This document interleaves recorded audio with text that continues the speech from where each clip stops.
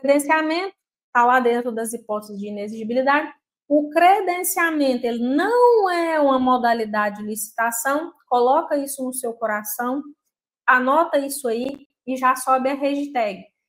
Credenciamento não é licitação.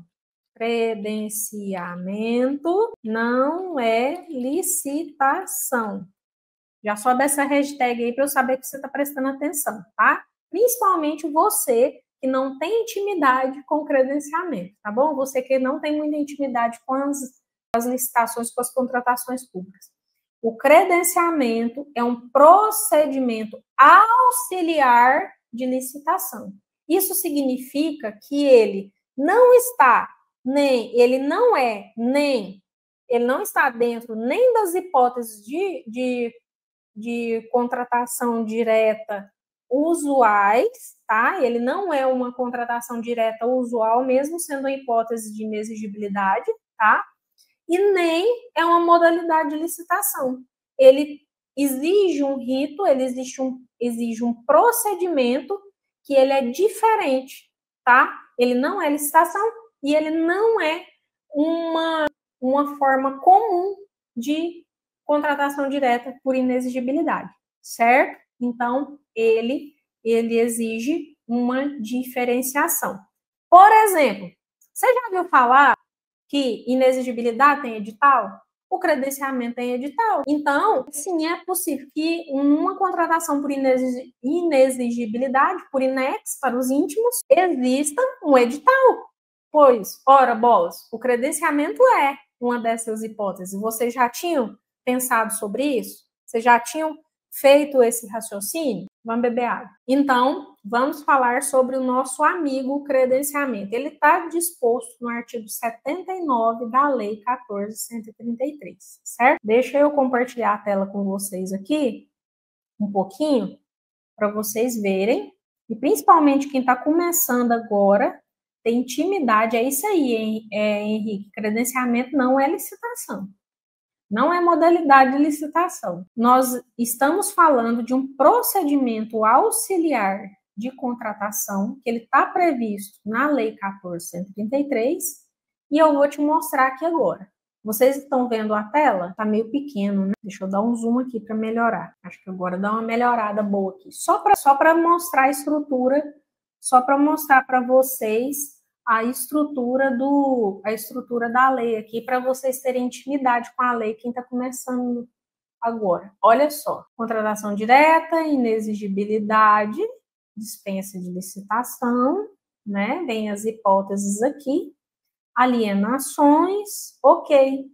Olha só, dos instrumentos auxiliares, viu que ele está separado da contratação direta no corpo da lei ali? Dos instrumentos auxiliares, dos procedimentos auxiliares. São procedimentos auxiliares. O credenciamento, olha só, a lei não registra ele como modalidade de licitação e nem como diretamente uma contratação direta. Enfim, a lei destacou o credenciamento e colocou ele dentro do artigo 78 como uma hipótese de procedimento auxiliar, e no 79 ela vem falando. Mas eu quero falar com vocês a respeito disso aqui, ó. Credenciamento, as hipóteses de uso do credenciamento, tá? Vamos falar sobre isso aqui um pouquinho e para contextualizar. Deixa eu voltar aqui a tela. Vamos falar sobre essas hipóteses, certo? Hipóteses de credenciamento. Nós temos 3. Paralela e não excludente, que é essa aí, Henrique, que eu acredito que ela se enquadra aí nesse que você está falando, paralela e não excludente. Tem uma outra a seleção a critério de terceiro e em mercados fluidos. Eu vou dar exemplos práticos aqui para vocês entenderem essas hipóteses, ok? A de escolha de terceiro, a número 2, eu vou começar por ela, a seleção a critério de terceiro é a mais simples de você entender. Deixa eu te dar um exemplo. Você abre um credenciamento para credenciar laboratórios para fazer exame no município de todo mundo praticamente faz isso. Municípios de médio para pequeno porte, a grande maioria, o município, a prefeitura faz isso.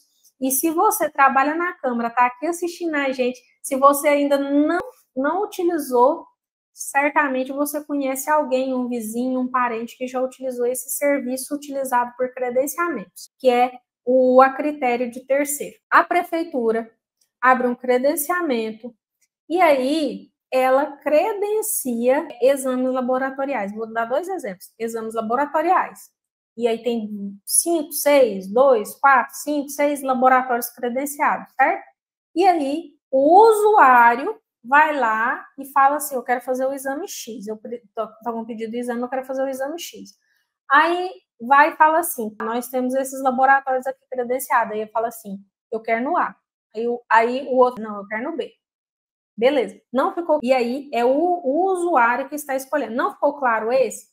Outro exemplo. Quando vai abrir uma licitação para recebimento de IPTU, por exemplo, para receber o IPTU, está todo mundo pagando IPTU agora no começo do ano. Existe uma rede bancária que tem um contrato com a prefeitura para você fazer esses pagamentos de IPTU, certo? Geralmente, essa é uma das contratações que podem ser feitas por credenciamento. Os bancos, as instituições bancárias que atendam os requisitos da habilitação, todas podem se credenciar, e eu, dona e proprietária de um imóvel urbano, eu preciso pagar meu IPTU. Aí eu gero o boleto, eu pego o boleto, e aí eu vou no boleto, aí vem as opções de quais os bancos eu posso escolher. Por exemplo, eu posso escolher o banco qualquer banco que esteja credenciado. Pode ser, por exemplo, na minha cidade havia 3 instituições bancárias, eu poderia pagar na lotérica ou em qualquer uma delas. Todos os que estivessem credenciados ali, todos que estivessem naquele boleto, eles estavam credenciados nesse processo de credenciamento, e aí o usuário, eu que sou proprietária de um imóvel urbano, poderia ir lá e pagar. Ficou claro? Essa é a pergunta boa. Quem deve fazer o credenciamento? O agente de contratação? A Marcela, que está lá no Instagram, perguntou. Olha, o credenciamento ele é feito por uma comissão, procedimentos auxiliares. Então, ele pode ser feito por uma comissão, certo? Mas lembrando que o agente de contratação geralmente é o presidente dessa comissão na grande maioria dos casos, então não tem muita escapatória, né? Bom, dando sequência aqui, ainda existe mais 2, que aí eu vou agora explicar uma e já vou responder suas perguntas, tá bom, Henrique? Bom, o Henrique perguntou o seguinte, aqui, e não é licitação mesmo, Obrigada aí, Henrique, por ter subido aí. Pode ter credenciamento de pessoas físicas? Se sim, qual é o artigo? Olha só, essa vai ter que ser por último mesmo, mas eu vou, essa aqui, uma outra. Credenciamento fica aberto durante 12 meses. Se você tem 5 credenciados e no período credencia mais uns 12, como que eu faço a divisão de valores? Henrique, essa é uma pergunta sensacional, porque essa pergunta aí, ela trata justamente se você tem uma fundamentação no inciso 3, que é nas contratações de mercados fluidos, vai ser por demanda, certo? Então, vai ser por demanda. Aí dá certo. Agora, se a contratação sua está fundamentada no 1, que é nas paralelas, e não excludentes, aí você vai ter um problema. Isso acontece muito com o credenciamento aberto, que o credenciamento ele deve ficar aberto permanentemente. É isso que a lei diz, né? E aí você abriu o credenciamento por 12 meses. Nesse caso, imagina que você está credenciando serviços médicos, né? Eu falo sobre serviços médicos porque é o mais comum em município, fica fácil de todo mundo entender. Esses serviços médicos, esses profissionais médicos, imagina que você está credenciando profissionais médicos, né? Médicos plantonistas. Eu vou precisar de 365 ou 366 plantões anuais. Concorda comigo?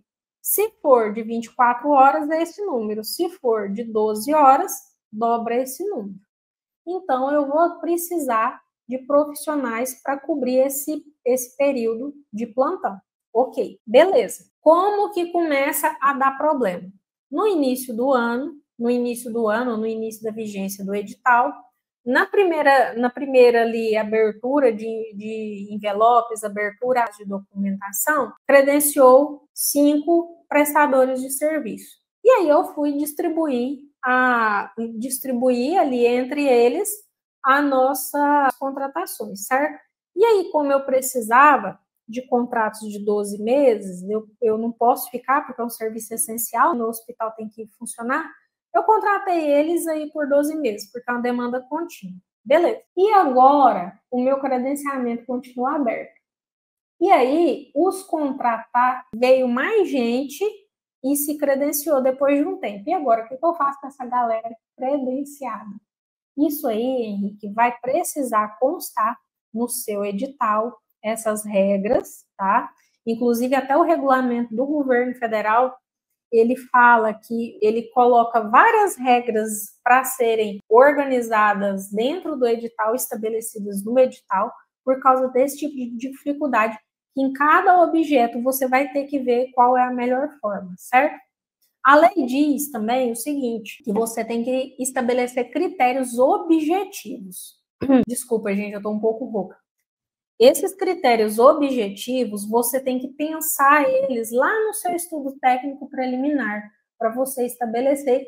E aí, quando você vai fazer o estudo técnico preliminar, você já tem que pensar se esse problema aí que você está trazendo, ele surge, como ele vai ser solucionado.